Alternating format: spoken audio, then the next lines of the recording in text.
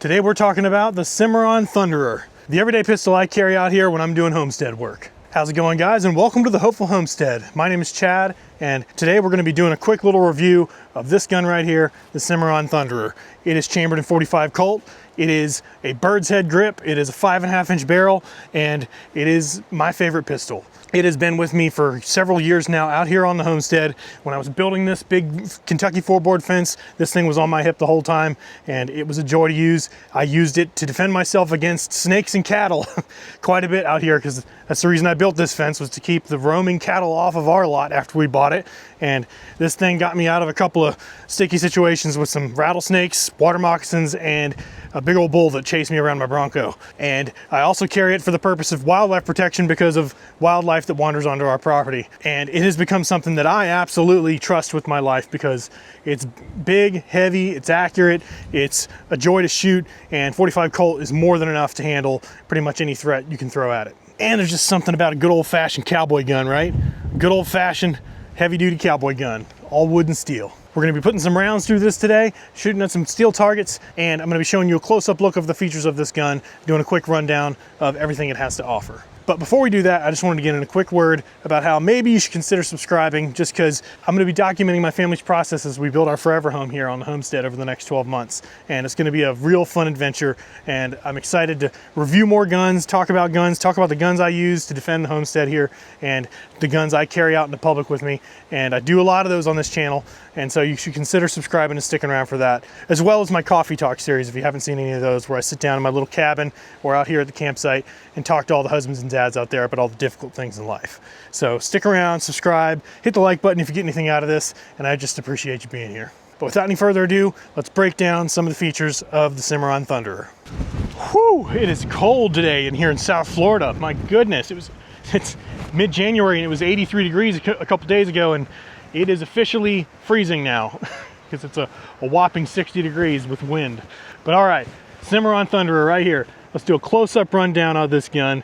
You can see it's beautiful craftsmanship. You get that big bore .45 Colt opening at the end there.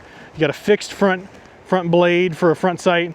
You got your ejector rod here that, as you can see, has a good amount of tension to it. It's not too heavy, it's not too light.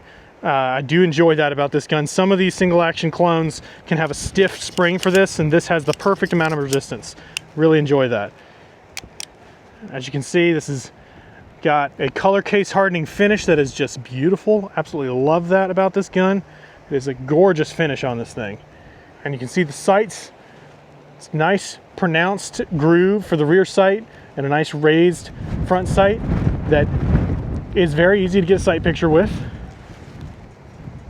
Coming around the gun here, you can see just how beautiful that finish is, shining in the daylight there. Got a glossy, heavily oiled wood grip, part of this bird's head grip that is gorgeous. And as you can see, I've dropped this sucker a few times. You can see some of that wood is cracked on both sides there of the grip because I've dropped this on concrete a couple of times, and it still shoots great. That's one of the perks of all wood and steel, right? Is you don't have to worry about the gun breaking when you drop it too much. This is, like I said, a single action, so you got the trigger here that is inoperable unless you pull that hammer first. So you got to pull the hammer in order to be able to set that trigger down and fire the gun. I like bird's head grips for these guns because it has this pronounced where the grip actually comes out here before dropping with this little lip here, and that really helps with recoil management. Whereas the normal classic design, where it's just a curve that goes up into the back of the gun here, that causes the gun, when he fires, to sort of kick back a lot easier.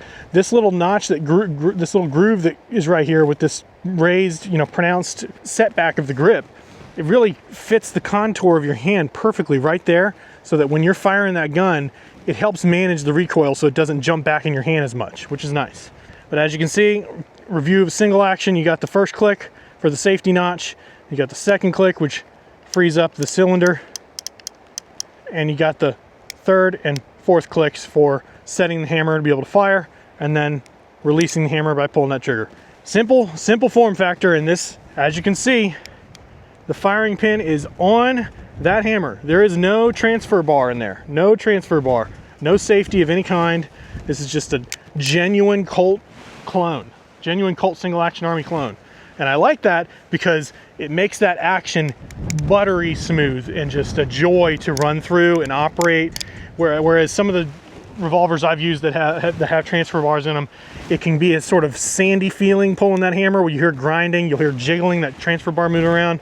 And sometimes it can, transfer bar pinch can come into a problem where your hammer actually gets locked up and the trigger won't work unless you sort of jiggle things around to get the mechanism. It's just a complicated system of mechanisms that are put in play that operate that transfer bar in congruence with the trigger and hammer that complicates things, that provides an additional opportunity for something to get jammed up and not work properly when you're trying to use your gun in a hasty situation, which I don't want that to be the case. So I'd rather have a nice, good old-fashioned, simple, reliable format that I can depend on, and I know will not have any variance to it that will cause it to jam up, barring something truly catastrophic happening with the gun, which is always a possibility with any firearm. But as a general rule of thumb, these straight-up Colt clones are the best for reliability because that's little as possible going on mechanically to cause anything to go wrong. So this pistol will be with me on my hip out here on the Homestead for years and years to come. And of course, the business end of a barrel of a 45 Colt, that's nothing to sneeze at. Gotta love this gun. It is just a beaut and it is a joy to shoot. So without any further ado, let's head on over to the shooting targets and put some rounds through this thing. All right, we're over by the targets now. We're gonna get this thing loaded up and throw some lead at these steel plates. So let's get this thing loaded up. And I am shooting, as many of you know, Herder's ammunition today. I love this stuff from Bass Pro. It's just great, especially in 45 Colt. It's one of the best prices you can get out there. And I think it's basically white box Winchester 45 Colt. 250 grain bullets, lead, flat nose bullets, target ammunition. And these are traveling at about, I think if I remember correctly, 700-800 feet per second with 250 grain flat nose lead bullet going about that speed, and also allows for not too much recoil, which is good, but it's still a serviceable ammunition that is, you can use it for protection as well. We'll get this thing open, half cock it. I'm gonna do the cowboy load today. So we're gonna load 5, load 1, skip a chamber, and then load the rest. That's how I carry this gun when I've got it on my hip out here at the property. I am always loading 1, skipping 1, loading the remaining 4. And then I look down the side of the gun and I cock it and I set the hammer down on that empty chamber. And it is now a safe gun. It will not fire. I can keep it on my hip. I can bang that hammer and nothing will happen, which is great. Whew, all right. I always forget, being here in South Florida, how hot it is normally. When it gets cold out, how cold a steel gun gets in your hand. It's kind of nice.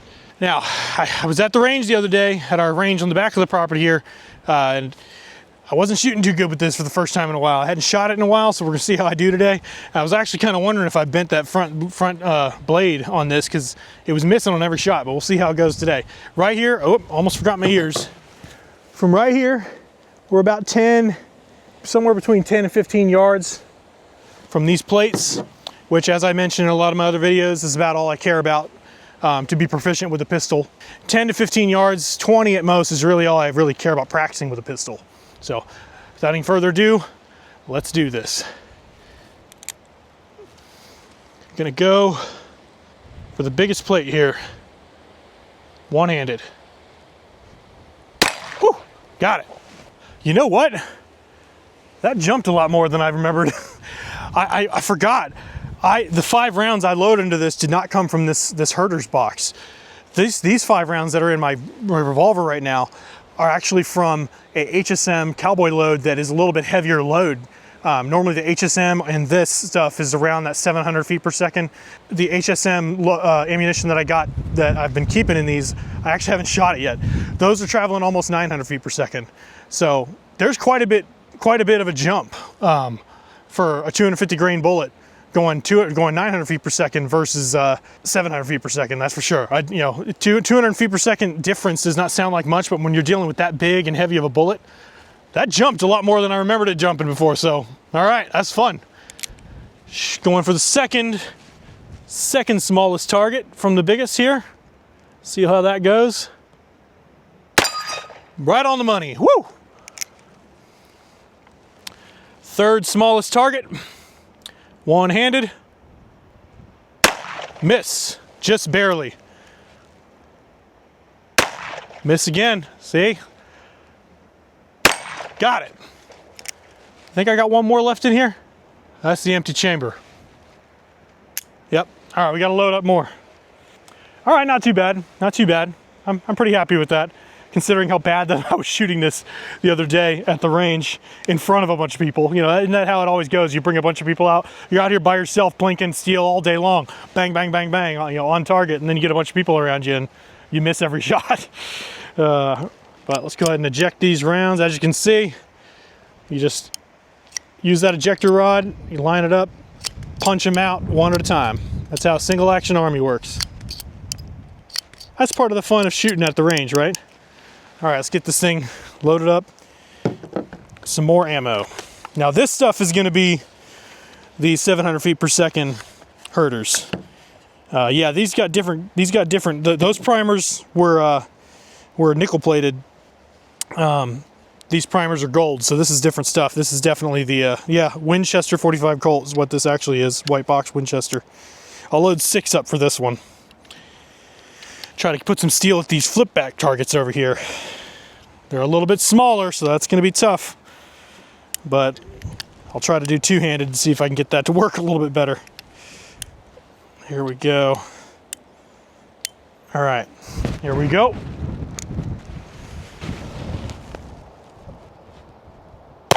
Miss.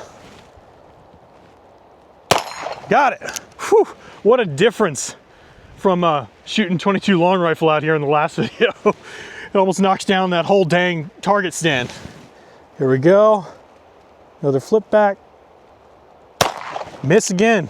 I think this front sight might be off on this. I think it's actually shooting wide right, potentially. No. Go for another. Man, might be shooting high.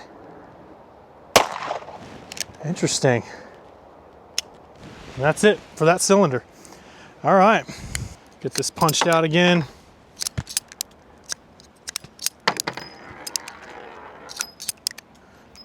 Gotta love those 45 Colt casings, big old suckers.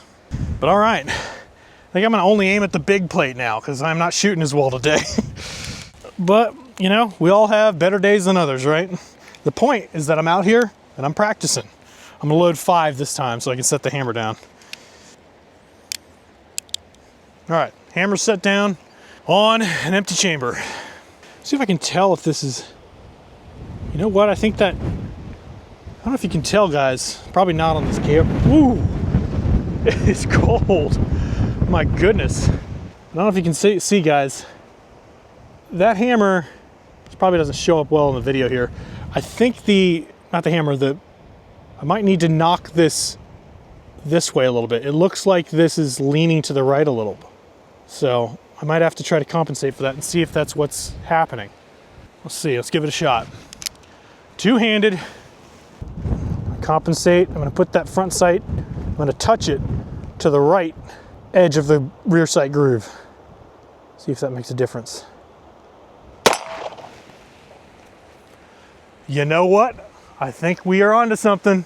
I think that smacked that sucker right in dead center of the plate. All right, I'm gonna try that for the rest of these rounds and see if I'm gonna go straight to the tiny plate.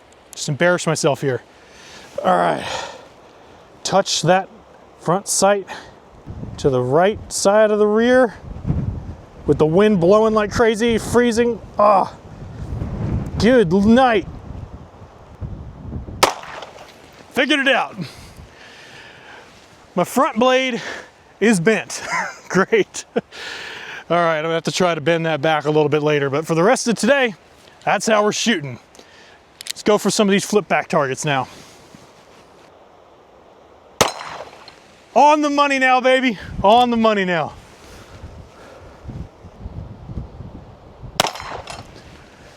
That's what it is. Hitting every single target now. You know what? I'm gonna try to back up. I'm gonna try, I think I got maybe got one more. Let's see. Maybe got one more in here. Yep, hit it on the plate again. We figured it out, guys. We figured it out. Dry fire, test. Yep. All right, we'll load up one more cylinder, see if I can hit some targets from further away now that I figured out what's going on with the sights. So I'm not crazy, I'm not blowing smoke. I'm not being all, you know, oh, hey guys, watch me shoot. And if I miss, it's because the sights are off. No, we figured it out. We figured it out, guys. Load 5 more. This will be the last cylinder we shoot. Hopefully we'll end on a good note here and get some rounds onto these plates from a 20 or so yard distance. Set that down on the empty chamber. All right, let's back up and see if we can completely embarrass ourselves. Back up to about here. Let's see, I'll go for the big plate. Not gonna try to be a showman here, just gonna go for the big plate. Two-handed, adjust that sight. We figured it out. Let me just get a little ballsy here and back up even more. Maybe go 25, 30 yards. Make an idiot of myself. Here we go. Woo! I don't think I've missed a single shot since I got this sight situation figured out. I feel so good because it was really embarrassing at the range the other day when I was missing, and I was the one hosting the thing and showing a bunch of people how to shoot for the first time, and I'm out there, this is how you shoot a revolver. Miss, miss, miss, and I'm like, what is going on? Because like I've said in previous videos when I reviewed this gun, this thing was accurate, but now that I figured out what's going on with that front blade, it's still accurate. All right, let's get really ballsy and back all the way up to 25, 30 yards and go for one of those flip back targets. Let's see. Woo! All right, let's go for the tiny target. I lost count on how many I've shot. Get away from shooting my camera. Oh, that wind. Ah, wind. Whew, lay off of me, wind. Shaking the gun all around here. Woo! Got it. We're ending on that note. 25 yards. 45 Colt Cimarron Thunderer, baby. Love this gun. Just got to get that front sight aligned, and hey, maybe I'll just leave it like that and I'll be the only one who shoots it accurate. I'll put rounds through this thing and hit every plate, and then I'll hand it off to someone else at the range and they'll be like, I don't know why I suck with this gun. Might be a little mean to do, but hey, when you know your gun, you know your gun. All right, let's get this thing unloaded. Punch those suckers out. Sometimes they just fall out.